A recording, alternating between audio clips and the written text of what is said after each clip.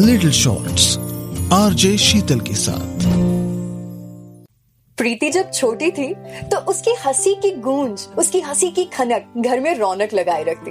लेकिन ये जो हमारा सो कॉल्ड समाज और उसकी सो कॉल्ड सोच है ना, ये चीजों को कभी एक जैसा रहने नहीं देती। प्रीति जैसे जैसे बड़ी हो रही थी, उसे उसके दायरे समझाए जाने लगे कि लड़कियां ज्यादा ऊंची आवाज में हंसती अच्छी नहीं लगती।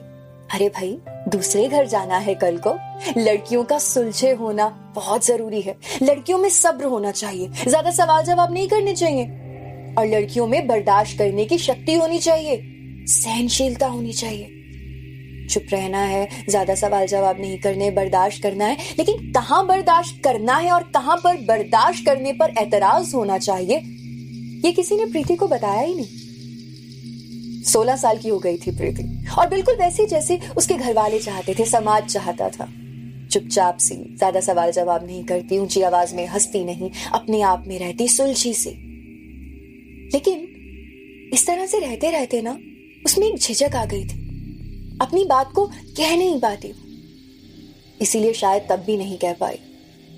जब अक्सर उसके घर में एक दूर के रिश्तेदार, एक अंकल आया करते और प्रीति के सर पर हाथ फेरते फेरते धीरे धीरे कब उसकी पीठ और कमर को सहलाने लगते, और प्रीति को अच्छा नहीं लगता। जाकर कहना चाहती अपनी मम्मी से कि इस आदमी को घर मत आने दिया करो, मुझे नहीं पसंद। लेकिन पता नहीं कौन सी झिझक उसे रोक लेती कि पता नहीं क्या हो जाएगा, एक डर।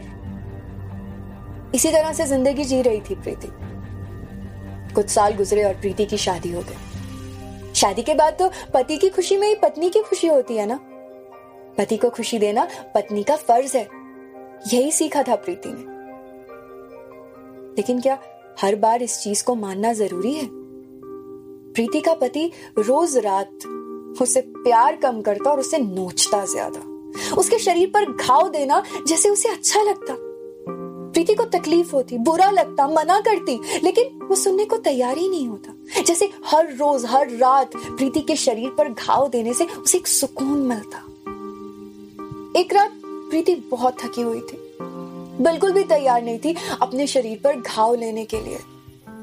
मना कर रही थी अपने पति को, बार बार मना कर रही थी, लेकिन वो सुनने को तैयार ही नहीं था। हावी हो रहा था प्रीति पर, जबरदस्ती कर रहा था, अपनी ही पत्नी के साथ जबरदस्ती। प्रीति को बहुत तकलीफ हो रही थी। पता नहीं कहां से सालों से दबी एक हिम्मत की आवाज जैसे उस तक पहुंचने लगी कि बस कर, नहीं, इतना बर्दाश्त करने की जरूरत नहीं है।